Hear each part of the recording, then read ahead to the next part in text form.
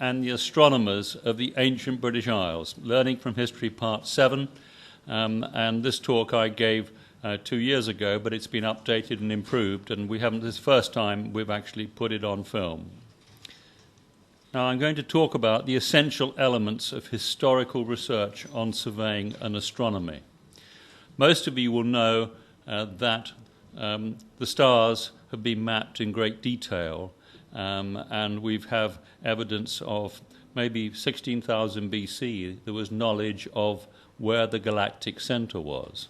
And everybody familiar with the zodiac will know that the Dendra zodiac records stars and their positions way back before even ancient Egyptian times. But what people aren't perhaps aware of what was going on the ground.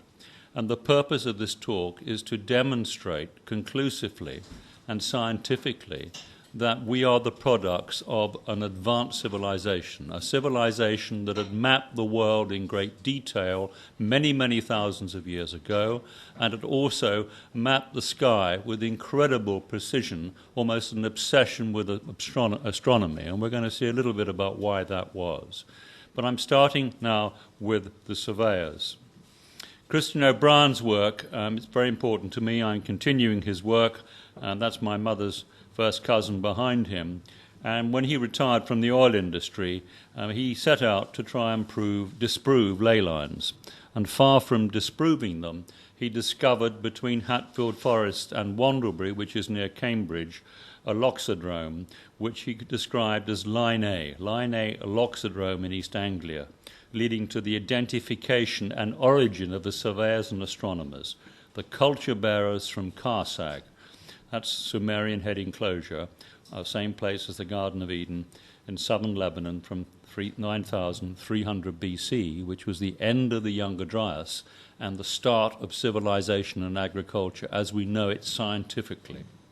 That happened after a massive global catastrophe which led to snowball Earth, 40% of the Earth's surface being covered in ice as a result of the Earth being tipped on its axis, and as a result of massive cometary debris coming in, clouds of gas, supercooled nitrogen, mammoths freezing where they stood in the steppes with grass in their mouths, and the ground underneath them freezing to 200 feet deep. These were the kind of conditions.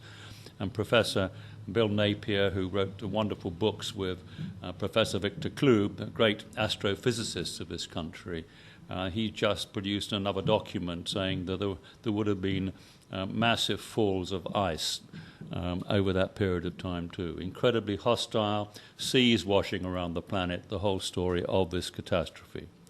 And so the basic thesis behind my work is that there was a small number of survivors who had to start all over again. They had to start agriculture, and they had to start civilization all over again, and they did this from the Near East. And O'Brien set out, as soon as he'd begun to realize that in 2,500 BC they were able to construct Line A loxodrome. In order to do that, they had to know the exact dimensions of the Earth. He began to realize that he had to search around the world to look for who these people were and where they came from. I'm just picking out in my talk here in bold some of the key points. If you can keep up and read, please do.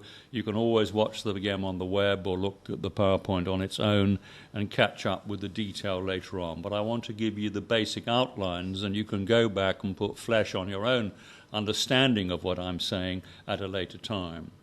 But as a study of possible astronomical alignments of great antiquity, marked on the ground by monoliths and earthen mounds, it has had to use many disciplines: archaeology, astronomy, geology, mathematics, geodesy, and tertiary surveying. In other words, it's an enormously complicated task. It requires somebody with a very highly trained, multidisciplinary skills, way beyond the conventional skills of the archaeologist.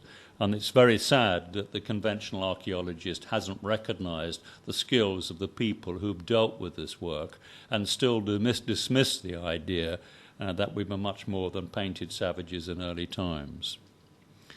These are the two key books. The first book was the Megalithic Odyssey, which dealt with a detailed survey of Bodmin Moor and found 97 massive cairns and also 12 stone henges, circles, and a fantastic observation astronomy observatory in full action 2,500 BC and before. And the follow-up book was The Genius of the Few, which many people are describing as the new Bible because it explains very clearly from the books of Enoch, from the Bible itself, from a slightly changed and more accurate translation, and the Sumerian cuneiform records. It gives us a far more realistic story of not God in heaven, but the bright ones, the Elohim, the shining ones, the geniuses in the planted highlands. That's a really good down-to-earth story of clever people and country folk, which maybe the church didn't want to emphasize in the first instance because they were very happy to call the country folk pagans, but that's another story. And here we have the first kind of record in those ancient books about measuring, and this is surveying we're starting with. And this is from Enoch. And I saw in those days how long cords were given to the angels, and they took themselves wings and flew, and went towards the north. And I asked an angel, saying unto him, Why have they taken cords and gone off? And he said to me, They've gone to measure. And an actual paraphrase, or different translation, then I saw how long measuring tapes were given to some of the angels. They hurried off towards the north. So I asked an angel who was there why the others had taken tapes and gone away, and he replied, They've gone to make a survey. And I saw in those days how long cords were given to angels. So 3 different versions, and this is all part of a need to translate the ancient texts in a practical, sensible, logical way. And unfortunately, many of the ancient texts, there's no room in there from the translators of anything that could be technical or could be sophisticated. We actually find that many of the ancient texts are incredibly sophisticated. Even the Zohar is found to be a very detailed account of a man, a machine, rather than a god. And the reference to measuring in relation to surveying is a homely one for the senior author, which is O'Brien. While surveying in the high country of South Iran, he was often asked by curious tribesmen what he was doing with his plane table, his rangefinder and linen tapes, and the only answer that he could reasonably be given to one who had no concept of mapping was, I'm measuring. At the same time O'Brien was doing the measuring in Iran, he would ask the local man, what is the name of that mountain over there? And the local chap would say in Iranian, I don't know. So they wrote, I don't know, that's the name of that mountain there. Problem with language.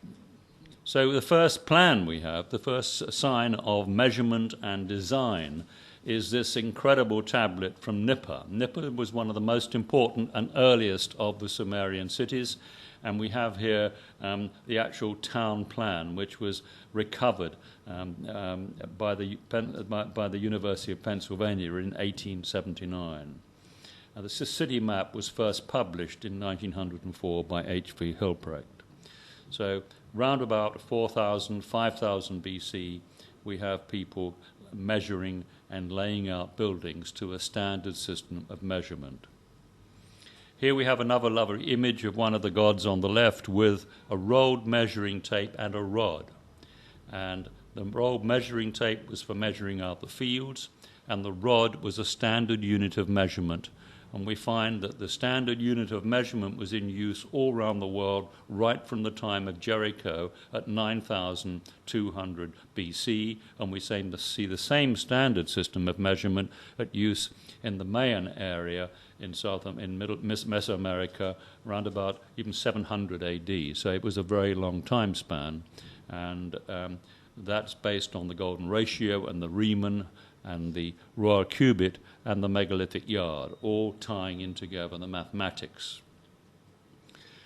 Professor Charles Hapgood, the famous Professor Charles Hapgood, who wrote this book called Maps of the Ancient Sea Kings, the conclusion of that book and doing all the research with his students in America was the evidence for the existence many thousands of years ago of an advanced worldwide civilization.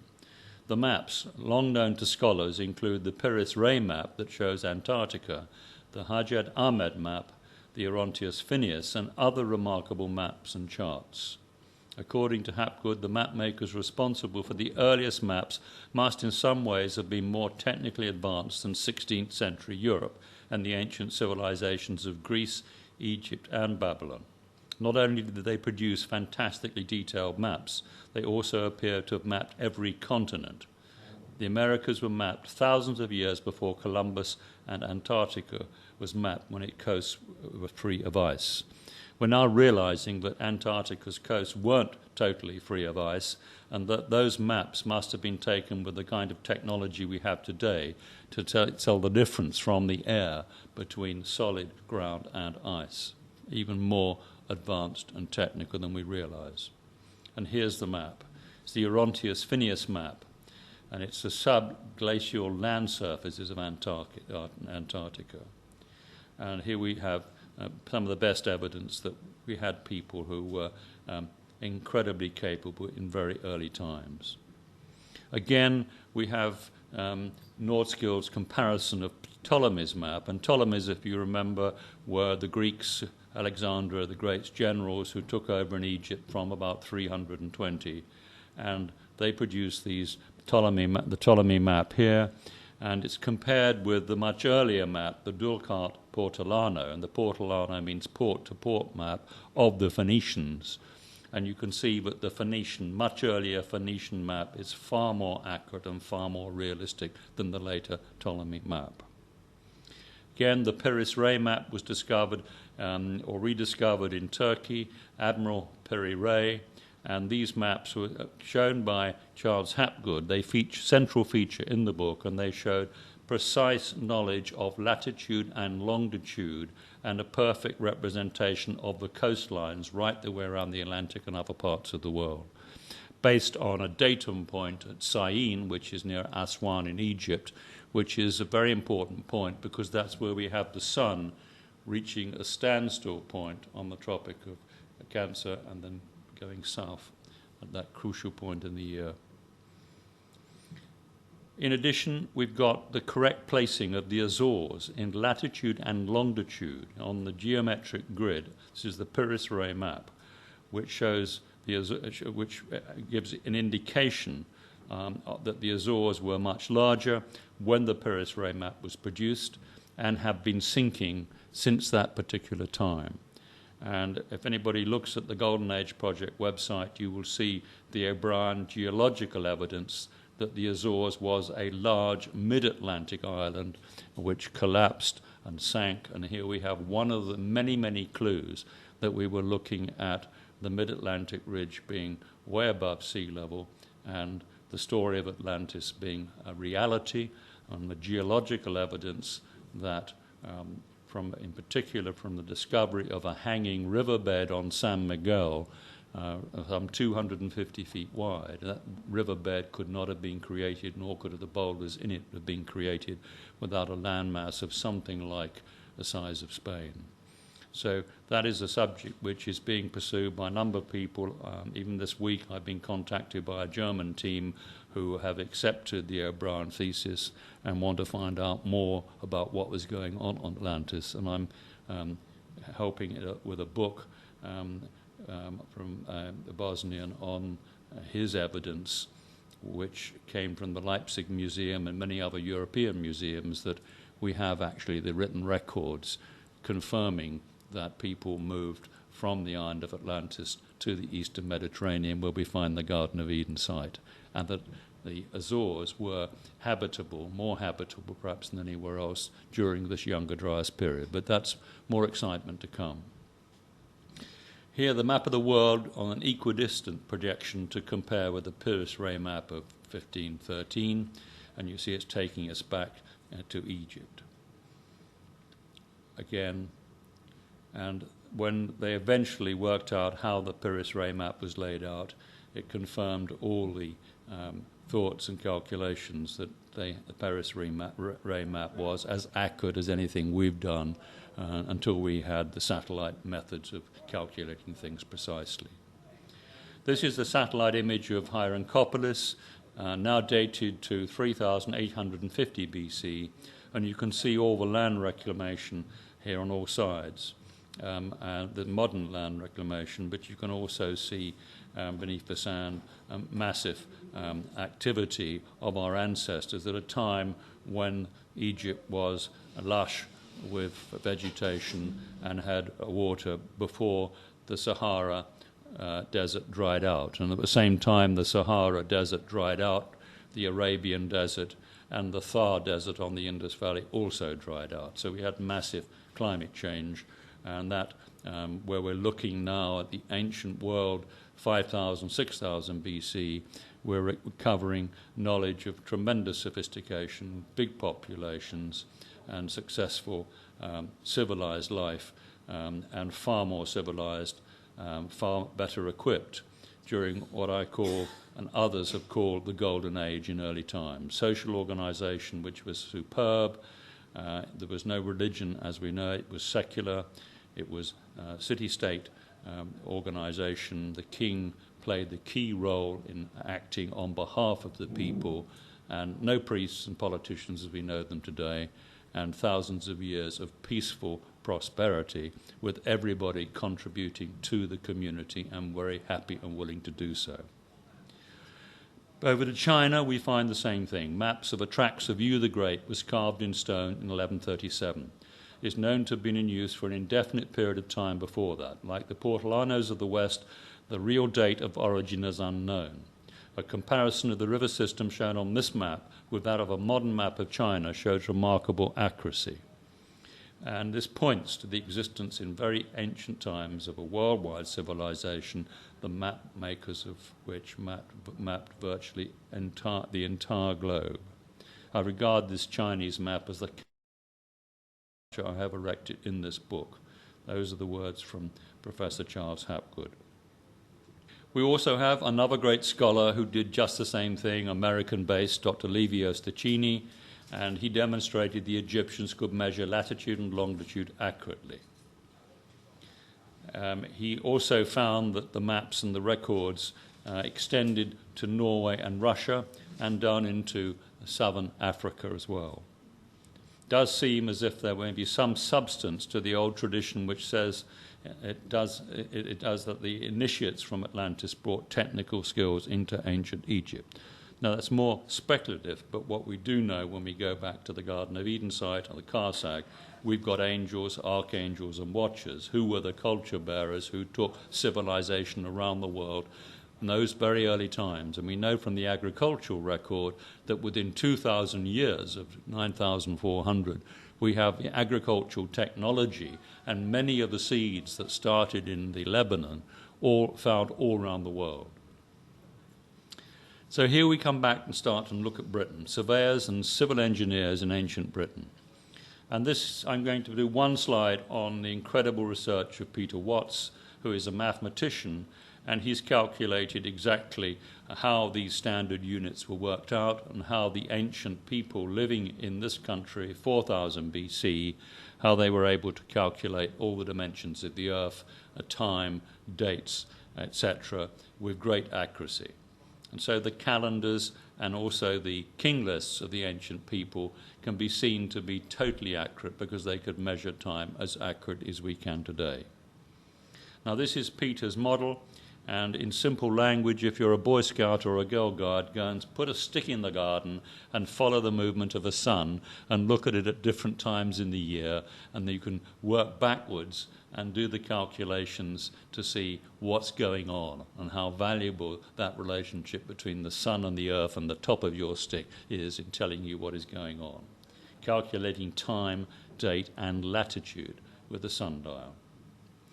Another great researcher, both these men, of course, have not been properly recognized by the establishment, but this is the latest research, and we're now talking about the incredible research of Thom Brooks, confirming the detailed surveying of Britain from 4300 BC, when we have the first farmers and first people from the land of Canaan, from the Near East, from Syria, from the area that Donna's talking about, at the same time that Ebla was a great city, a great trading nation, a great sophistication, we find the farmers coming into England along with the Druids. The Druids said to be missionaries from Sidon, and we've got dates for them at about 3,900, all tying in.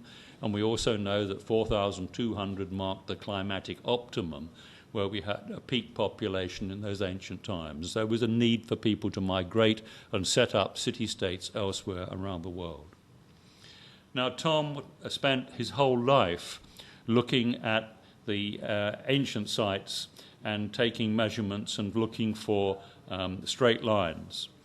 And one of the most amazing things about his work is his dedication. He didn't have a television. He liked gardening, but his main interest, starting as a child, was why was that hill at the top of his road flat? And why was it so high? And why was it so interesting? And he looked for all the other flat-top hills around the countryside and found that's where the first people settled. They went to the high vantage point. They went to where the land was well drained, and they built their basic settlement for their agricultural crops and had their cattle and sheep very close by because they could be driven in at night. And they protected them from all the wild animals that are around, which was the wolf and the lynx and the great wild ox, which you didn't want chasing your young little Dexter cattle, etc. So the whole, you've got to visualize what was it like arriving in England 4,200 BC and setting up a settlement or a small city-state or a hilltop settlement. This is what he says. First, please allow me to say that unlike the many dissertations upon the subject that have been spawned over recent decades, you will find no references to the mystical, to the worship of a wide variety of deity or sacred geometry. There will be neither mention of equinoxes, solstices, astronomical observation, crop circles, the dowsing of intangible energy lines, nor megalithic yards. Between these covers, the feet remain firmly on the ground, as I believe did those of our Stone Age forebears. I see them as totally practical people facing arduous conditions within which they had to create an integrated communal system of habitation, communication, and navigation. Those are about the wisest words you can find about our ancient ancestors. Totally practical people with the job of having migrated to Britain. How are we going to feed ourselves? How are we going to survive? How can we get on with our lives? The inhospitable environment in Mesolithic times would have seen man creating high-level camps for a mixed population. Long barrows and their secluded, insulated and waterproof dormitories offering overnight rest to those travelling between stations or engaged upon their construction, while mounds, cairns and stones would have been constructed as waymarks in the geometric communication system. With the increased sea level due to the melted ice flows, the coastline may then have been shown as on the following diagram. Note how all the antiquities, shown by dots on the next slide, are located on the highest ground. If man was to exert and expand his influence under trying conditions from unrelated high-altitude stations, then such expansion should be planned and developed to a recognizable pattern with centralized control. And these are the dots, he's dotted all around the country where these high areas are. There was another reason for that, which I can add from knowledge, that we know that the rainfall was twice as high around about this time, 3000 BC on the Marlborough Plains and elsewhere, and the temperature was about 3 degrees warmer, so much warmer, much wetter, terrific growing conditions, and so you needed to be on the high, well-drained ground to do anything. And the valleys and the areas which were bog, undrained, were extremely inhospitable. And you can see on the trackways, the Ridgeway, the Jurassic Way, that all the main communication routes were where you were on high ground. So we're going to look at some of these high-level camps, and I'm going to go through them reasonably quickly because otherwise I'll be here all night. But here we go.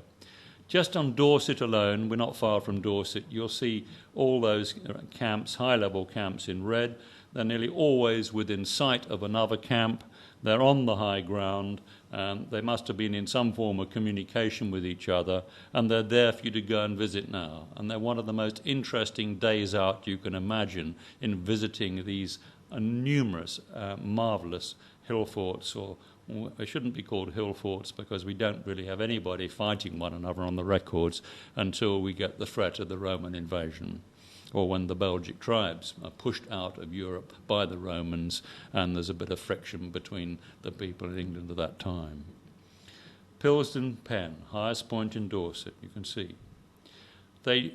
Clearly, one of the most interesting things are the banks and ditches, and it's believed that the primary purpose of the ditches was to store water when you were above the water table. So they were storing water here with this high rainfall for themselves and for their animals, and they had enclosures, 3 layers, sometimes 4 layers of enclosures around the actual settlement for the livestock, so the livestock could come in at night. And you can see those features in many of these hill sites. Another one, Shipton Gorge, and you can see that high. It's from a long distance away, but it's been artificially steepened on the north and south sides. Hod Hill. Now this is you can see there on the left of the diagram a Roman encampment imposed upon that hillside. But again, a very big area of land that could be cultivated for your vegetables and basic crops, well protected from the livestock outside. And the diet was principally meat and milk and dairy products, supplemented by vegetables of a whole range of kinds, and wheat and barley. Those were the diets of our ancestors going back a long while. Mixed farming had arrived at 9,400, and very little change from that point in time. They weren't vegetarians. Dungeon Hill, Dorset, another camp. Bradbury Rings, unbelievable from the air, as you can see. And there's a perfect example of the size of the enclosures for the sheep and the cattle and the goats around the actual central area. Old Sarum, that is, of course, one of the most spectacular sites anywhere, and very ancient sites, one of the 4 main centres for many thousands of years, where we had the Druidic academies, colleges, choirs, and along with Lantwit Major, Bangor-on-Dee, and Glastonbury, 4 most important places. They were called corps or choirs, but that meant college education. Part of education was all singing together, hence the actual core part of that. Caractacus's second daughter, when she returned from Rome, founded over 100 corps or colleges in Britain. And this is back around about 62 AD, and the same lady, along with Joseph Har Rama Theo, or James the Just, or Jesus' brother, founded Llan Ilid, the first church in the country, about a year before the church here was founded at Glastonbury. Another old aerial photograph of Lodge Hill encampment, Caerleon and Wales. Oswestry Hill Fort, Shropshire. Look at that, another spectacular site. Beacon Hill, Hampshire.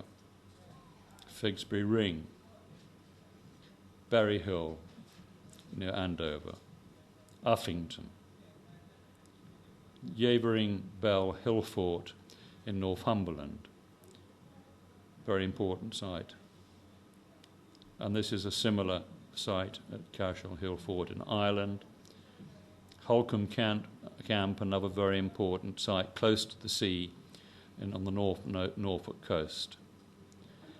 Then we'll look at the mounds. So on the previous concept of the hilltop sites, there are thousands throughout the country. You can have a look at a map and go and visit them in your own home area. Dundon Hill is the nearest one to here, and at the bottom of Dundon Hill was found a very ancient boat from about 3000 BC.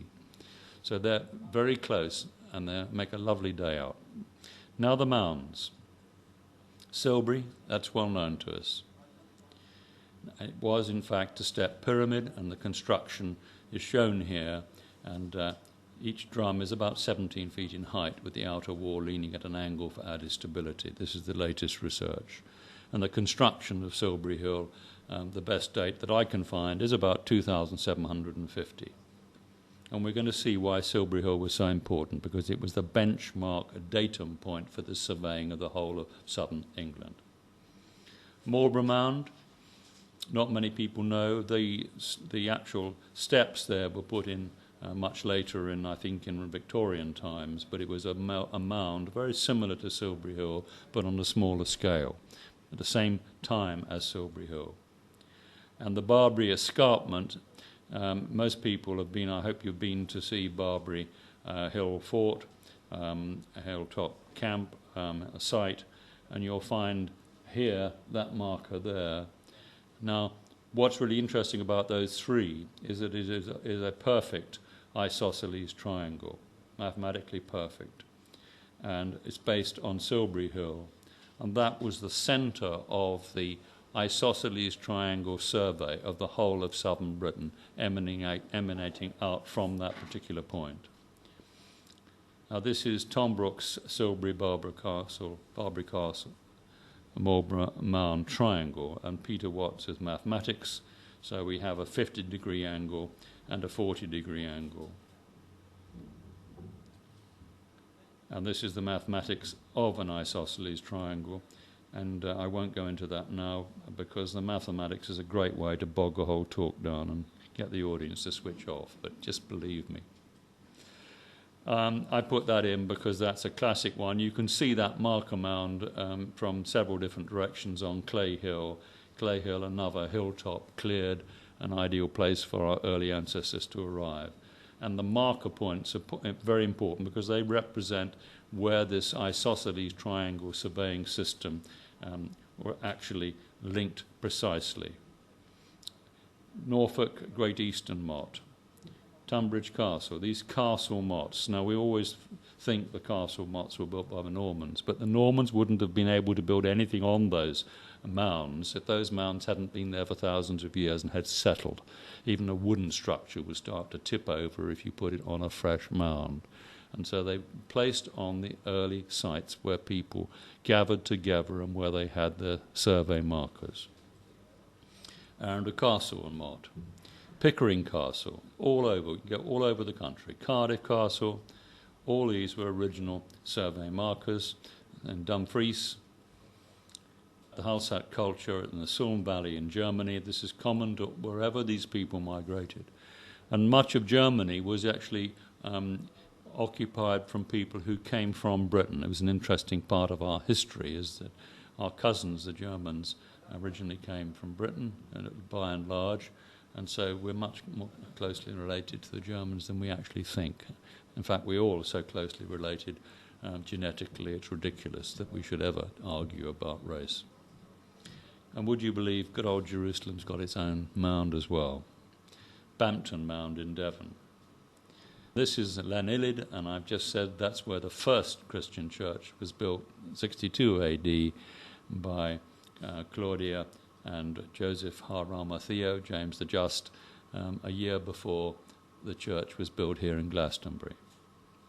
And by the way, that was on a mound. That actually looking at the mound, and the church is on the left of the mound. So the mound was there first, and the church was built alongside. Gopcairn, second in size to Silbury. Not many people know this, but its site measures 100 metres by 68 metres and is 12 metres high, 30 feet high, mostly of stone construction. Another extraordinary British pyramid which not many people know about. Lidford Castle on top of another mound. Mount Bures, look at the size of that mound at Bures. And the same, this is a famous one in Wales. And now we're going to look at the Long Barrows. And these are the staging posts, the hotels, if you like. The idea that people were buried in them is nonsense. They were places to go when people were worried about the sky falling and cometary debris and the terror from the skies. And they were safe refuges for people, well insulated, gave protection in all sorts of ways, and even livestock could be brought inside for protection as well, because the livestock meant the survival of those farming communities. The anatomy of the chambered long barrow, that's a drawing by Tom Brooks, who's a marvellous artist and supports his work with his drawings. And you can see the sophistication here with the incredible West Kennet long barrow. And corbelled stones, this is how the Malta temples were constructed, corbelled stone roofs covered in earth. The next best thing to a cave if you don't have a cave handy. And beautifully furnished in different scale depending where you are in the world, We call them a chambered tomb or a chambered long barrow. And clearly Stonehenge was an observatory which was converted to a chambered structure with a massive roof when they thought they were going to have another big cometary debris impact. Right about, well, there was one, they forecasted it at 2,345, and those 100 Old Kingdom pyramids were built in a period of 100 years, about 150 years before that incident, which tells you their observational astronomy was brilliant, and they took the trouble to build structures in which they could have survived if the worst was thrown at them from above. Very important. Again, the basic structure of the chambered tomb, and you can see it here very clearly, and go and look at it at the West Kennet Long Barrow. The tomb of the king Shudakib at Kar and Abydos, again you have the extraordinary sophistication. They aren't tombs, you're surrounded by storage chambers for food and accommodation for hundreds of people to take cover from the sky falling yet again. Total illusion to think that these old structures were places to bury people. We find bones in them much later, yes, because in the peaceful times people basically forgot what happened before. And of course during the very serious times of cosmic catastrophe, populations are wiped out or decimated. The Longbredy long barrow and camp. The thing about a long barrow is that it could be extended as more and more people arrived in the community. So you'd start small and keep adding to the length so you could accommodate more people as they came. And this is particularly true of this reconstruction of Fussells Lodge in Hampshire. And ditches either side, because any kind of cometary debris or problem from the skies was normally always accompanied by very heavy rain and flooding and other problems, so you needed to be on a well-protected, dry site so that water would run off. Stony Littleton, a similar situation on a slope at Wellow. Ballasnap. In my opinion, this was an observatory. It points, unlike all the other long barrows, to just off due north to the Leonids, where we had a shower not long ago, 2 weeks ago. And those showers over 37 years can be very bad now, but they were extremely bad then. And there was a need to keep an eye on it, and if there was any problems, the fire would be lit and people would go into the long barrows to take cover. And if you look at the Ballasnap structure, then you have the chambers either side. There are two chambers out of the normal prevailing winds from the west, and there's a chamber on the other side should it be an east wind, and there's a place at the front for people to sit and look if they wanted to come and observe the meteor shower on the front. And it's not a chambered tomb, it's an observatory. Tinkins Wood Barrow, South Wales. Look at the size of that stone and the trouble people went to create these kind of structures. Again, another chambered tomb, and we call them dolmens. That would have been covered in smaller stones, built of smaller stones, much larger and covered in earth, and we just see the remains. In the land of Moab, near the Dead Sea, the Israel Exploration Society said there were 700 dolmens in that area of the land of Moab, rather like this, and they were described as altars of Baal which had been cast down. So this is the kind of view that people have even now, that they were altars to Baal, when in fact they were totally practical structures for people to take cover in and appear all over the world where there were people and resources. Again, same story. And then in many parts of the country you just see these outlines of the long barrows, maybe the odd stone or group of stones left, but virtually ploughed out. And another one here on the South Dorset Barrow, close to this particular area, which is where the highest quality flint was, because flint was incredibly valuable. It's harder than stainless steel, and if you've got good quality flint, you've got tools you can make for all your jobs, and these were traded all over Europe. Now the henges and circles come next. Arbour Law, Derbyshire. A henge has got a ditch that sets it out from anything else, and we have more henges in Britain than any other country in the world. It's a feature of British archaeology, and this is an example of how the high culture of astronomers and sophisticated people lived predominantly in Britain, because it was a lovely place to be, with a warm, temperate climate with marvellous farming conditions, and the place where many of the people from the Near East emigrated to. Another one, and remains of one in Wales, another one in Aberdeenshire. Now we just look at the boundary banks, because there's always confusion about these boundary banks. We think of Offa's Dyke being recent, but it looks as though these banks were built at the same time as the early hilltop settlements to divide off the land between the different groups, so they had clear boundaries for each of the equivalent to a city-state. Now that's Wansdyke on the Wiltshire Downs, not far from Silbury Hill and Avebury, and look at the size of it. You can see the scale from a telegraph pole, and you can also see just how big that would have been originally, and it would have had a pale fence on top. Very important to keep the cattle in, so to speak, and to be absolutely clear on who owns what and farms what in those days. This is another one. This is a boundary, Martin Down in Dorset, very well known, and you can see here it goes down here and back up the hill and goes for many miles. Quite extraordinary. Another view of it, Grimsdyke boundary bank and ditch. And that's a nice peaceful view with the bluebells over the Dorset section of Grimsdyke. Over its length there are 20 hill camps, so they always link to the early hill camps, so they must be much older than people think, to those early hill camps. So we're just going to go fairly quickly through Thom's charts, and these are Thom's charts. He attempted to, what he's done is found there are straight lines. Ley lines do exist, but they're not ley lines in the normal way we know them.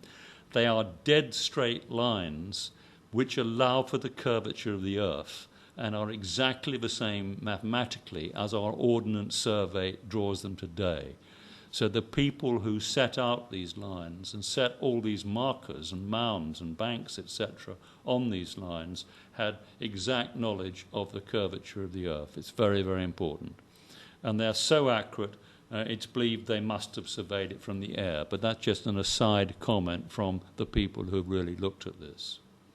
So you've got one here from Kent down to Cornwall, on which, in fact, there are 16 different points. Another point from Tumble Beacon to Black Point. And they're all over, and they all evolve into isosceles triangles and equal distances either side of Avebury, which is very important, the Silbury Mount at Avebury. Those are the various dots of the hill sites. These are the calculations of which are required to be able to cross-reference with the current Ordnance Survey to show that our ancient surveyors had as much knowledge as we do in order to allow for the curvature of the Earth. That's in simple language. Now, a stepped spiral mound structure now believed to be inherent in Silbury Hill's construction. And Silbury Hill was a central datum point of this surveying, as we've seen when the first isosceles triangle from Silbury to Marlborough Mound to Barbary Camp. Then we've got that isosceles triangle, and it emanates out from that particular point. All these points either side of Silbury Hill are equal distance. We have markers equal distance from Silbury Hill, hundreds of them. And these are the measurements checked by Tom Brooks, equally spaced alignments through Silbury Hill. Quite extraordinary. That's the approach from Avebury down to Silbury Hill. More lines. Never before disclosed, Chart 3 illustrates Silbury Hill's focal position to 40 prehistoric locations aligned through the Great Mound and equally spaced from it to all compass points. These are the Marlborough Downs, and on the escarpment we have these, what Tom calls sentinels. These are all sites, including Barbary in the centre there, where you have wonderful views of the lower land below. And this is where we have the high ground and have most of our crop circles, and where we have most of the interest in ancient and sophisticated people who came in at Windmill Hill above Avebury, and we have so much of an archaeological history in this area. Now Thom carries these on, and he finds lines, straight lines, through Lundy. So how do they do that? How do they survey that? Many other points on this extraordinary layout of southern England. Little complex, so I'm going to go through quickly, but if anybody wants to check it out, they can get Thom's book, and I'll be very happy to tell them how to do that. Incredible sophistication and knowledge in setting things out, and then building important structures or settlements or mounds, which then became villages, etc., on the key points of the survey.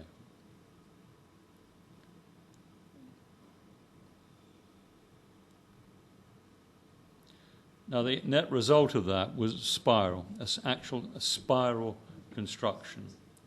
And it would have been possible to calculate the area of land very accurately. And the key point about people coming into Britain was that if you happened to arrive in Britain in these times, you were allocated 3 to 5 acres of land and free passage through the country, because the land was in common ownership, and it was in everybody's interest that everybody worked for the community. And the system of taxation was your contribution to the community by how much land you occupied or what you did on your piece of land.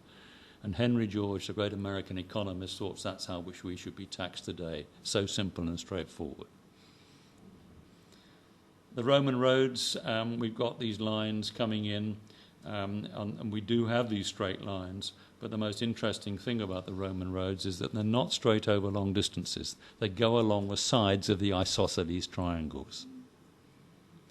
And would you believe we have these spirals which go in 2 different directions? And the churches, the ancient churches, the churches always use the ancient sites. They are at the key marker points. So you find the churches on the same survey system.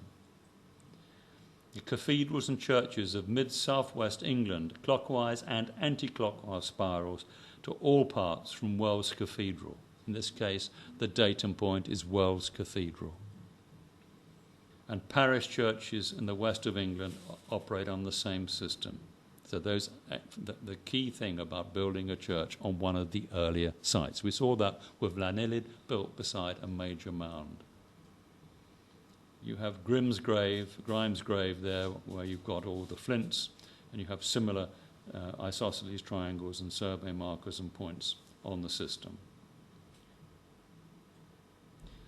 Pretty, the alignments through Somerset's pretty circles, you have them actually going to Bream Beach, and they used a very long, level, flat Bream Beach to work out accurately their calculations, because when you calculate things, you need to have water as the key. Water is at the same level, one end of Bream Beach to the other. So that's how you calculate your levels. And one of the reasons for henges for having a ditch was so you had water in the ditch to be able to set up your siting on a level basis, taking a level from one side of the henge to the other side of the henge, or practical methods of being able to measure accurately the declination of the stars, the sun, the moon, and anything else you wanted to. Clockwise isosceles spiral emanating from Silbury Hill, and there they are too, the double spiral. Complex stuff, needs a lot of time to look at, but Thom says here the Great Ridgeway and other trails to hill stations that developed in late prehistory, later on as the population grew. So these Bronze Age occupants of Britain. Now, this is the latest research from Scotland of 4,000-year-old burial treasures, and we have an extraordinary sophistication here, and that's an artist's reconstruction. But we've got very sophisticated people. They're not painted savages. They're even painted here as painted savages, but they're not. They're highly sophisticated people using extraordinary mathematics and a system of social organisation which we should return to if we want peace and harmony and community spirit. These are the territories in Wessex. You have 1, 2, 3, 4, 5 groups, if you like, city-states are based around those main sites. And a population here, each containing about 3,000 to 8,000 people in each of these groups. And all lie in open limestone country between wooded clay banks, and accurately the mirror of patterns of settlement around 2000 BC, in an area covering no more than 100 kilometres at any point. Just looking at the Saracens, these were left over, and these were just a few left. There aren't many where you can still find Saracens, because man had to move those to farm, and he moved nearly all of them over the many thousands of years, and there are a few left. This is Pigaldine Saracens just off the road to Marlborough, between Marlborough and Avebury. That's the Dorset Valley up where I said the flints were, and you top of that hill you can see the sea, and there are still some Saracens there. But if you can visualise the whole of the West Country covered in these Saracen stones. So Saracen boulders are the remnants of a sandstone deposit that formed on the chalk over 30 million years ago. Root holes can be seen from plants that grew when the deposit was still soft sand. Later, under a colder climate, the sandstone was broken up by ice and water. Saracens were known locally as grey wethers due to their resemblance to sheep. They have been used for building material for over 5,000 years, since the earliest prehistoric monuments, and you'll recognise these Saracens in all the megalithic structures which we see, including Stonehenge. And of course at Stonehenge we have the Preseli Mountains, and we have this extraordinary outcrop of bluestone, a dolerite granite, which has the highest percentage of monatomic elements. In other words, it was created when comets crashed into the Earth and superheated, and it's where the platinum group metals are, which includes gold. And great for putting in a circle, creating a field in which you can balance your brain waves, and that's what they were doing at Stonehenge, and that technology is now being used to balance our brain waves, and we find our bodies heal themselves when they're balanced. We also find that if we expose ourselves to radiation which is not at the speed of light, then we get illness, and we can cure every disease, AIDS, cancer, MRSA, all sorts of things, by treating it at the speed of light. That is the latest technology on the way, which will change the world. Our ancient ancestors had good knowledge of those kind of things. That's why I put this in. All very important points. I came down from Preseli Mountains and I took that photograph, and that's that lovely blue fleck. And you just try to imagine that being polished as it would have been at Stonehenge, and it would have been absolutely magical in the moonlight or whatever. And the circle of stones, rather like Avebury's stones, which have a positive and negative side, and all are aligned, positive, negative, around the circle. More news about the sophistication of what they were using the stones for. And we find here a great scholar, W.J. Perry, 1927. We can see megalithic structures all around the world, Korea, China, South America, etc. The interesting one here is Madagascar, which I'm just going to show you again there. We get the ring-tailed lemur here, and the ancient peoples up here had tattoos on their bodies of the ring-tailed lemur, yet the ring-tailed lemur has only ever been recorded in Madagascar. So there were links between here and there in very ancient times. And people on that Silk Road, remember, had red hair and tartans, and were moving into China at 2700 BC. They were the Bak-Sing tribes, led by Sargon and Nungti, Hungti, Sargon, Shennong. And Sargon was all over the place because he had a worldwide empire. And here we back to the early settlements of the west of England, and you can see all the structures along that escarpment, the chalk escarpment, and also the incredible Cotswold long barrows, which were earlier than the Marlborough Downs. The Cotswold long barrows are dated round about 4,200. They've all been bulldozed away without the local authorities doing anything about it. Unbelievable. Nobody recognises their importance. And that was the case when I was living in the Cotswolds and had 3 long barrows surrounding the property I was living in. That sparked off my interest. And flint tool comparisons, we've got here the Chellean and the Silitrine. And you can see how far we've come in 100,000 years, and the best flints produced by anybody were produced 24,000 BC, and they're the Silitrine on the right. And we couldn't even do anything as well as that, and our ancestors at 3,000 BC. We see something approaching that quality in very early Egypt. But the flint knapping skills resided with our ancient ancestors at 20,000 BC. We haven't been able to do better than they did. So you can see that we have declined in our practical skills and ability. Paris copper mine, Anglesey, there again, copper.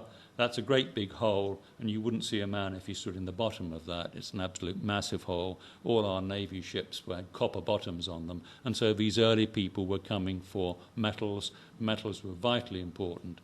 At Great Orme and Paris Mountain, we find copper being mined and exported 3000 BC, much earlier than people realise. And we find that mould, gold cloak, as it's called, one of the key artefacts on the 100 artefacts that the British Museum are dealing with, about 1000 BC from the area of Great Orme in North Wales, where the metal workers from Sumer had come. This is interesting because this is another mine, copper mine here up near Bed Egelet, and we're looking at that across the hill. And we're looking at Dinis Emrys, the most famous place in Britain, according to the Druids. And it was their key meeting place on Snowdonia.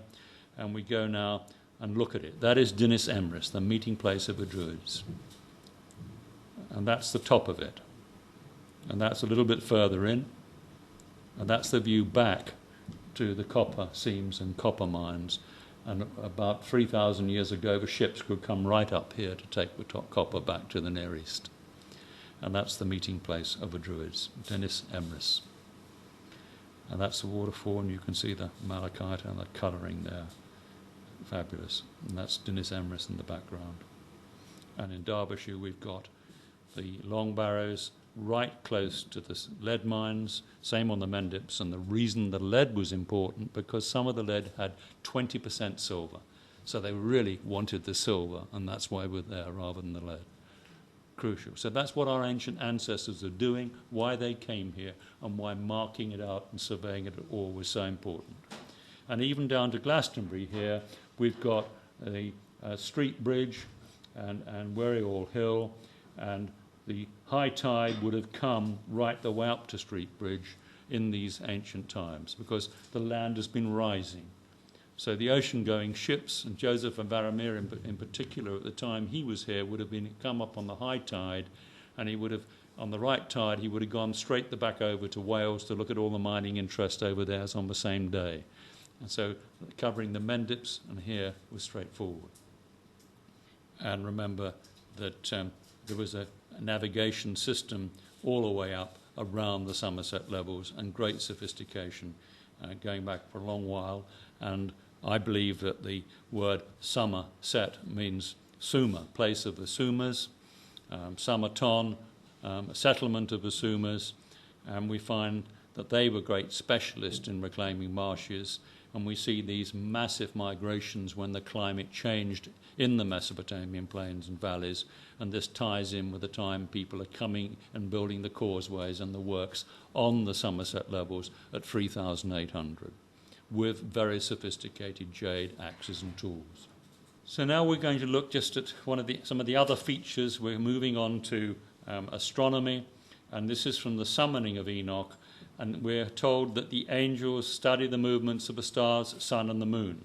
There are angels who record the seasons and the years, others who study the rivers and the seas, others who study the fruits of the earth and the plants and herbs that give nourishment to men and beasts.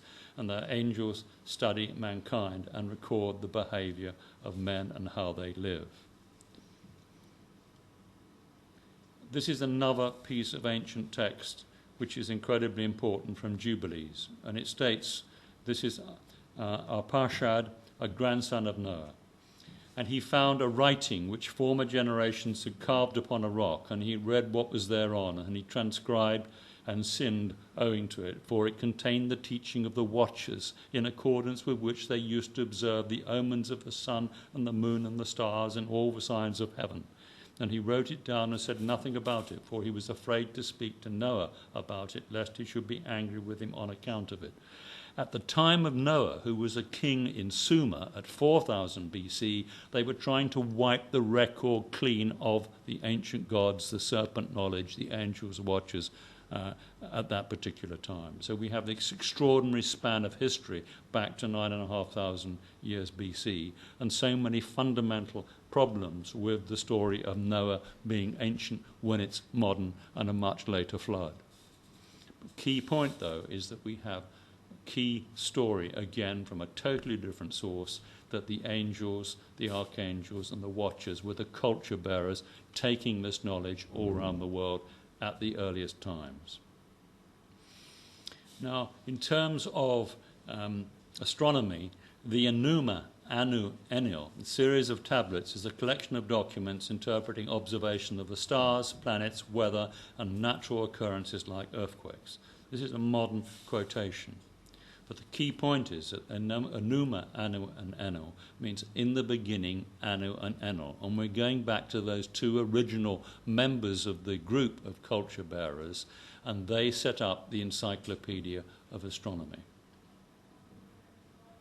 What is important about Anu and Enil is that when we're looking at the Hammurabi Code, that black basalt stele in the Louvre Museum, which is said to be the Hammurabi Code, the first few lines say, these are the edicts of An and Enil. So we've got An and Enil involved in the first Encyclopedia of Astronomy in Sumer, and on the Hammurabi Code, these are the edicts of Anu and Enil. More very important proof that is missed by the archaeologists of our ancient ancestors, An. If you read the Quran, you're reading about the readings and recitation of An. If you're looking at the one monotheistic God, you're going back to An. Now, this is from the British Museum collection known as the Sumerian Planisphere. Astronomers using this method of observation and measurement could accurately date asteroid impacts. They were superb observers of the night sky and are credited with founding of astrology, which surprisingly is still practiced and followed to this day. They passed this practice on to their Assyrian and Babylonian descendants, who spread it to the Hebrews. It is interesting to note that ancient Middle Eastern cultures show a certain continuity, because the article says that the cuneiform tablet is Assyrian and that it was a copy from a Sumerian original that was 2,400 years older. So astronomical observation was a well-developed discipline that no doubt had well-trained observers. Modern researchers obviously are taking this into account as they verify the meteorite theory. Now that planisphere records a meteorite. Now the ancient Sumerians were also credited with another astronomical observation, an event that might occur every 5,000 years like clockwork. And we're right back to the Mayan cycle, Mayan calendar, and we can see the Mayans got their information from the Sumerians much earlier. Now, two incredible men who are building the British space shuttle, Alan Bond and Mark Hempshire, and this is reaction engines.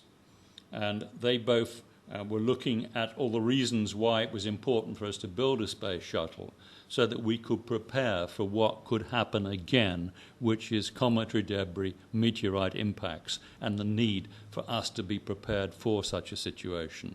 This is one of the reasons why they did this research. And this is what the link to that planisphere. Because they found that on 29th of July, 3123, see how close that is to the starting of the world in the Mayan calendar, an estimated 1.25 kilometer asteroid observed by Sumerian astronomers and recorded on a clay-inscribed planisphere explodes over the Austrian Alps with a power of 1,000 Tunguska. Tunguska was the massive explosion over Siberia, which flattened an area the size of Belgium. Can you imagine 1,000 times the size of Belgium? A massive plume with a re-entry of molten debris falling over a very large area in the northern hemisphere. and we believe that was the same as the Sodom and Gomorrah disaster, which was caused by this same meteorite. The giant landslide, centered on Kofels in Austria, is 500 meters thick and 5 kilometers in diameter, and has long been a mystery since geologists first looked at it in the 19th century.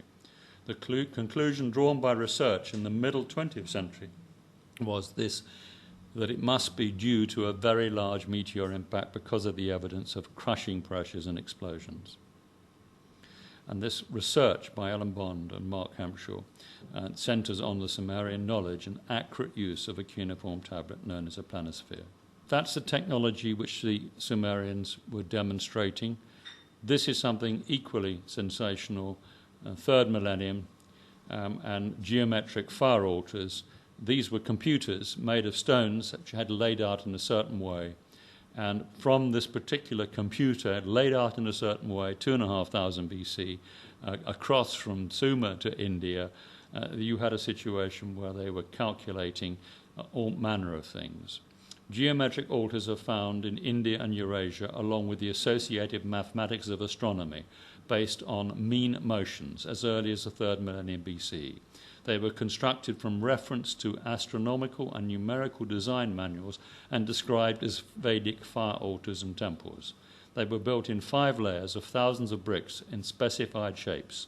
The whole formed a sophisticated astronomical calculator. The ancient Brahmin, who were the equivalent of the Druids, and remember the Druids came first, the Brahmin, they spread their knowledge around the world. Shambhala was Scotland, taken up later in India and Tibet.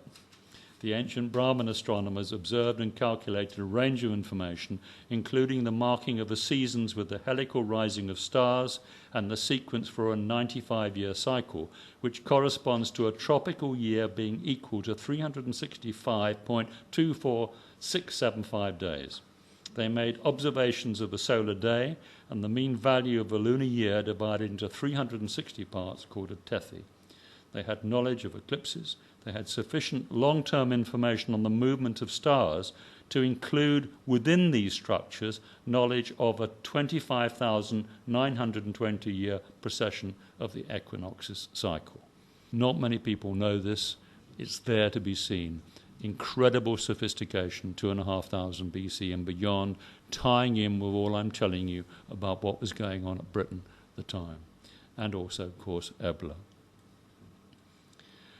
This is a quote from Plato, from a senior priest, Sontius, at Sais in the Nile Delta. And this is, I'm not going to read it all, it's quite well known from the Critias. When once more, after the usual period of years, the torrents from heaven swept down like a pestilence, leaving only the rude and unlettered among you. To begin with, your people remember one deluge, though there were many earlier. And moreover, you do not know, but the noblest and bravest race in the world once lived in your country. From a small remnant of their seed, you and all your citizens are derived. But you know nothing of it because the survivors for many generations died, leaving no word in writing. So let's look at our ancient British astronomers now. Now we've done that preview. Well, that's the Devizes Museum drawing of the Druid. Doesn't look very impressive to me because he would have been, from the accurate grave records, about 6'3" tall, and looking quite different to that. But never mind, it's an effort. The bush paralogians, very famous. You have a gold object, absolute wonderful precision. A 9-fold geometry produces acute angles which define the range of sunrises at the latitude of Stonehenge, while the obtuse angles match the extreme rising and settings of the moon. The Clandon plate found near Dorchester appears to provide the same information, but at a more southerly latitude. This is the sophistication of our people who were running these observational structures. And many of you know this is from the Star Temple of Avalon by Nicholas Mann and Philippa Glasson. We know that Stonehenge was very precise in its location as an observatory because we have a whole number of key observational points of the summer solstice sunrise, the northern major standstill, the cross-quarter day, the southern major standstill, cross-quarter day sunrise, and winter solstice sunset, all on that rectangle. Very important. And the Aubrey holes around the outside of Stonehenge allowed them to calculate precisely the length of the year and know when to add the extra day into the 360-day year they had. So they added in the extra days as holidays. So we're now Saturday. They might well put a holiday in tomorrow, public holiday, and have the Sunday on the next day. So the calendar wasn't disrupted. And that's how they did an extremely clever way of adding the extra time in during the year so it didn't disrupt working life. We still got our 5-day week, if you like. I won't go too much into that, but it was so important that people realized just the extraordinary sophistication and what was going on. And I talk in my earlier lectures back to Eurogrit, which is very close to Ebla, which Donna's been talking about, and where the son of a king was taught exactly what a black hole was in 1800 BC, and knew that a black hole recycled matter.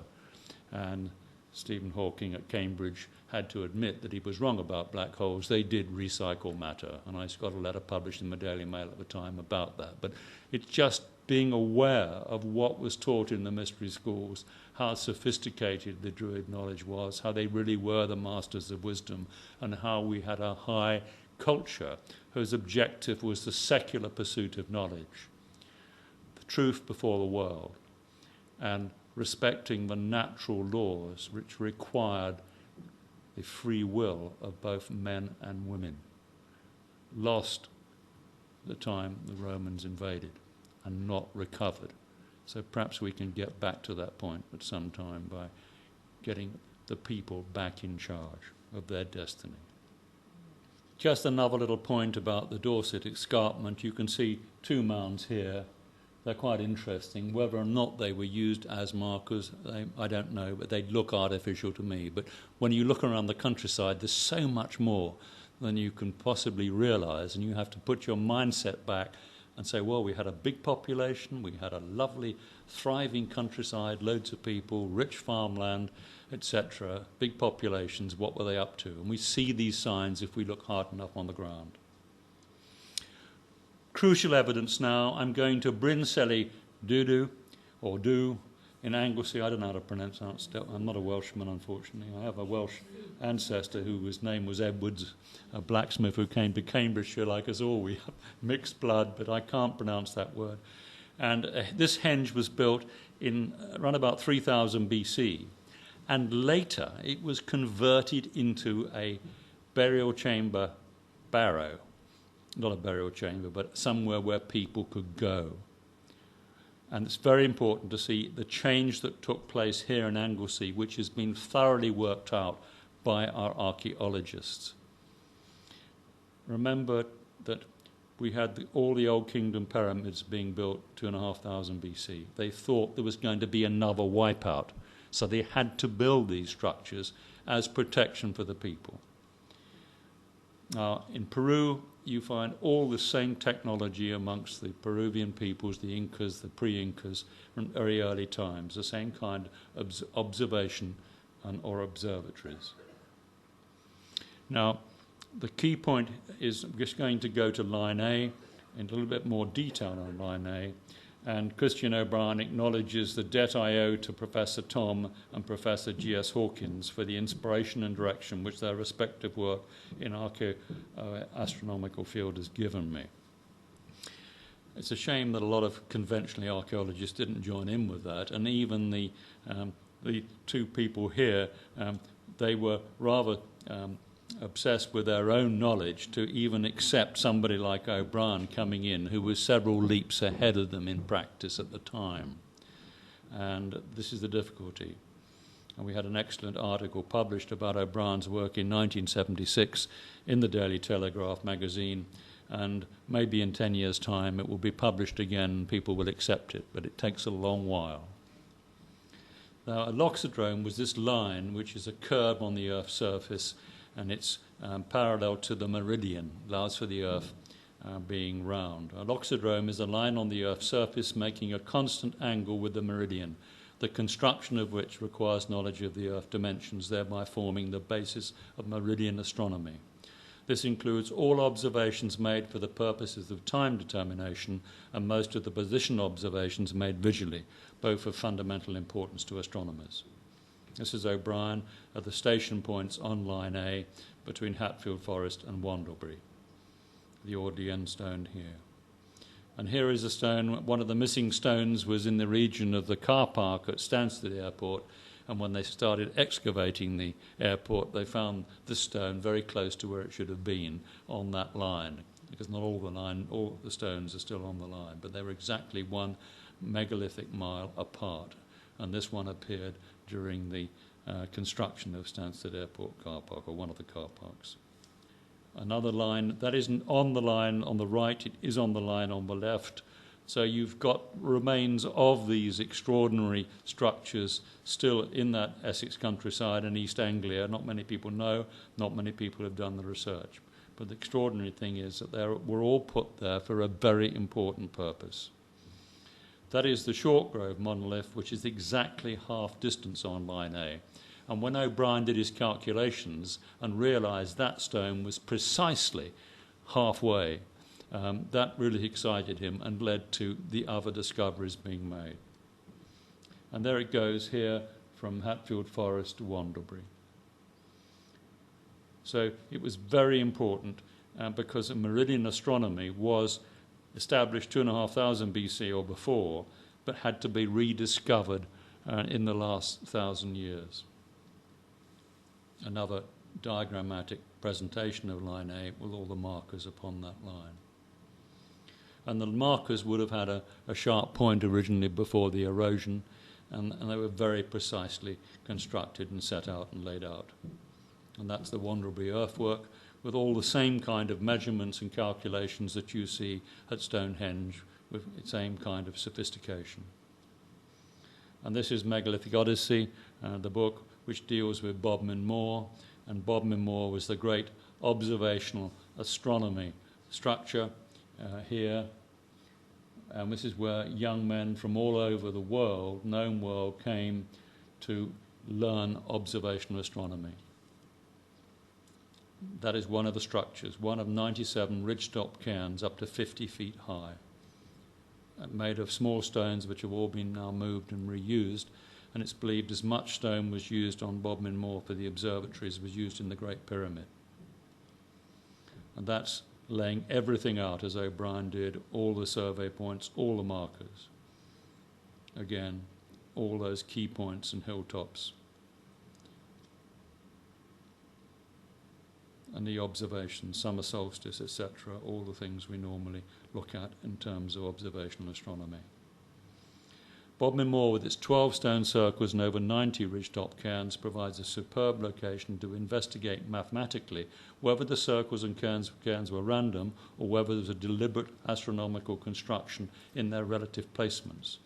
Christian O'Brien's objective for both Line A and Bodmin Moor was to provide proof of deliberate astronomical design in ancient structures. This had been called for by the archaeological establishment, who had refused to accept the research conclusions of Sir Norman Lockyer, Alexander Thom, Gerald Hawkins, and others. The probability calculations for significant alignments. Now, O'Brien was able to use a computer and do the job that the archaeologist had asked. And you're looking there at the probability on each of those lines. That's the computer. It wasn't available before.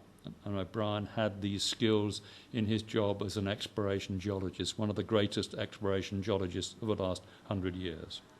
And the conclusion: on the basis of accurate measuring, surveying, and feeding the data into a specially prepared computer program, and the application of probability theory provided overwhelming evidence of 28 primary declinations and therefore proof of astronomical design.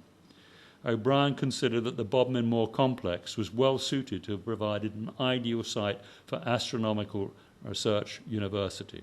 He pointed out later the Druids who ran such universities and were described as missionaries from Sidon, considered that the secular pursuit of scientific knowledge was of the first importance.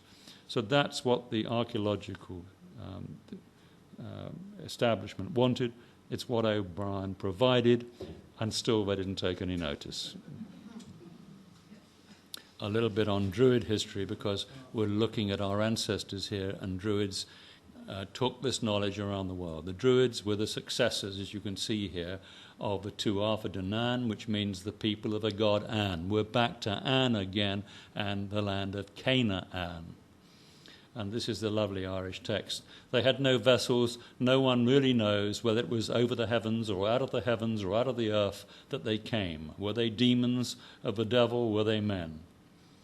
And a little translation here is in Irish, which may be translated as the men of science were gods and the laymen no gods. And the Irish stories about the Tuatha de Danaan are very well known and extremely important, because we find the culture bearers in Ireland at very early dates, earlier than I think that people realise, and a lot of redating has to be done. So there's a date here, 3903, calculated from Druidic records to be the precise astronomical date of the arrivals of missionaries from Sidon, that's Eastern Mediterranean, into Britain, and the founding in Britain of a Druidic system of social administration based on the divine laws of the Shining Ones and the philosophy of the archaic world. This required well-educated monarchs as tenants of the gods to lead each of the city-states. The king's primary role was to deliver to the people freedom, justice, leisure, and instruction. Neither God nor king or the people were above the law. These are the edicts of Anu and Enlil, or the divine justice of the immortal gods. Excommunication was a punishment or deterrent for serious wrongdoing. In the Indo-European language, Druid translates as strong knowledge. Dharma is the Eastern equivalent of the same word, strong knowledge. We find distinctly long-headed people constructing the earliest longbows and observatories around this time in the British Isles, with the wide introduction of mixed farming methods. We also find those long-headed people building the pyramids, and we're looking back to these people from the land of Canaan, who were the culture bearers and the sophisticated peoples, the Caucasian peoples, if you like. And King Tut has now, his DNA has been identified as Western Caucasian, as opposed to Egyptian. But I don't want to get bogged down in that. I want to just point that all these clues lead back to the land of Canaan. And the Sumerians themselves were not Eastern, they were from the same area too. The sophisticated leaders and kings were from that land of Canaan. Canaan and Phoenicia, if you like, and what is now Lebanon, was the source of this migration, and that is dealt with in my other talks about the Garden of Eden and Kharsag. Serpent, meaning wise man or woman, is associated with these arrivals, providing unbroken links back to the two-eyed and one-eyed serpents of Kharsag. In other words, the angels were two-eyed serpents, the archangels were two-eyed serpents, and the angels were one-eyed serpents. And the Druids, this is what the Druids said, I am a serpent, I am a Druid. That was their statement. Very clear links back to the original settlement in Canaan. In an Irish manuscript, it is written that all who are adepts in druidical and magical arts are the descendants of the Tuatha de Danaan, the people of the god An or Anu. Anu is a later Akkadian term for An.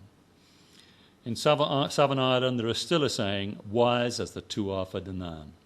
The Isle of Man was named after Danaan Manahan, who set up a mystery school on the island and was famous for his power to transport huge blocks through the air. His ship had no sails or oars, but went wherever he wanted it to go. We have exactly the same story of Quetzalcoatl arriving on the coast of Mexico. Same story, same people. And in 3807, this is the date, carbon dating, comprehensive and complex timber trackways were built to cross between the islands of the Somerset levels. Superior axes of green jadeite and other quality materials were introduced, along with a range of improved skills. And William Blake, on Druid history in Jerusalem, your ancestors derived their origin from Abraham, Heber, Shem, and Noah, who were Druids. As the Druid temples, which are the patriarchal pillars and oak groves over the whole earth, witness to this day, you have a tradition that man anciently contained in his mighty limbs all things in heaven and earth. This you receive from the Druids. Very important. go and read William Blake's book, Jerusalem. I haven't yet read it, but I do recommend it because William Blake was on the wall. And a selection of quotes from the ancient authors on the Druids. The serpent was subsequently the totem of the house of David. They precede the Persian Magi, Egyptian and Canaanite priests, as well as the Levitical, Brahmin and Essene traditions. Annual councils of kings and Druid advisors to kings took place over the millennia in the original homelands. Good government and peace was a fundamental requirement. Religion as we know it did not exist. Sir Alan Gardner, the great Egyptologist, said the Egyptians did not have a word for religion. The nearest word they had for religion was Heka. Shuruppak was the place where the kings or the city-states met and where they appointed a Shishak, who was a king of kings in times of trouble. In England, the English kings chose Caractacus to be the Pendragon in time of the Roman invasions. Ozymandias was the Greek word for king of kings. Ramesses I was a king of kings when he went to Kadesh to sort out the Hittites. These people had international government based at Shuruppak and other sites from the earliest of times. And the Druids went back every year to deal with the problems of how they could keep their system intact, despite all the problems of cometary debris and wars and fighting, which subsequently made it very difficult for things to continue, particularly when the Romans totally abused the hospitality of the Etruscans, who, like the idiots in Iran, were so good and so nice they got wiped out. So here we have a fantastic story to tell. And this is R.W. Morgan. It's another brilliant book, 1860. A reverend, and most of our reverends who wrote history books, there's some fantastic examples of our churchmen getting right to the truth in early times. Perhaps their colleagues should have listened to them. Their motto was the truth against the world. Glastonbury was a leading Druid college and centre before the birth of Christ. Druidism never opposed Christians. Christianity was a new thing in Asia, but there was never a time when the Druids of Britain held not its doctrines. There was a remarkable similarity of the dress of the Archdruid and the Jewish high priest, demonstrating a common origin. Druidism presented a high culture and a priesthood of peace. In parallel, Buddhism was a Druidic religion. By controlling the vast mineral wealth and other resources of Britain for the people of Britain, the Druids presented a serious rival to Greece and Rome.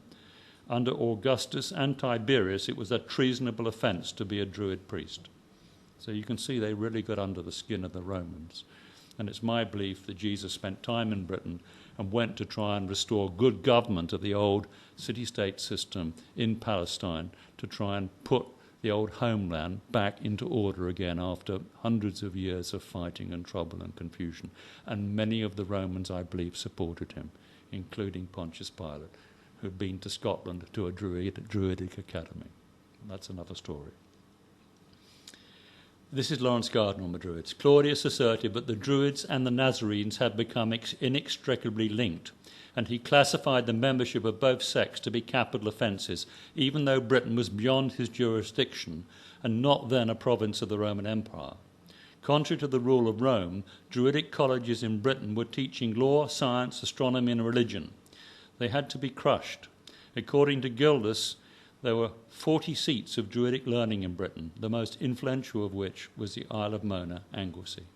The attainments of the Druids. On the attainments of the Druids in all the sciences, especially in this of astronomy, classic judges of eminence, Cicero and Caesar, Pliny and Tacitus, Diodorus Siculus and Strabo, speak in high terms. In the Druidic order indeed centred, and from it radiated, the whole civil and ecclesiastical knowledge of the realm. They were its statesmen, legislators, priests, physicians, lawyers, teachers, poets, the depositories of human and divine knowledge, its church and parliament, its courts of law, its colleges of physicians, surgeons, its magistrates, clergy and bishops. The numbers of Druids were regulated by very stringent laws in proportion to the population. None could be a candidate for order who could not, in the May Congress of the tribe, prove his descent from 9 successive generations of free forefathers. and this is Alan Gardner's quote, "From the Egyptian point of view, we may say that there was no such thing as religion. There was only Heka, the nearest English equivalent of which is magical power." So you see, religion is come in and turned everything upside down. These are the two key books. The Genius of the Few, which is now being described by more than one person, I'm glad to say, as the new Bible, because it puts the Bible back as a history book, changes quite a lot of it, but gives us a good Christian message, which certainly is a more powerful message than the message we get from Richard Dawkins and the evolutionists, who have totally looked at the subject with scientific blinkers and scientific dogma. I'm glad I got that bit in. And that's the end. Thank you.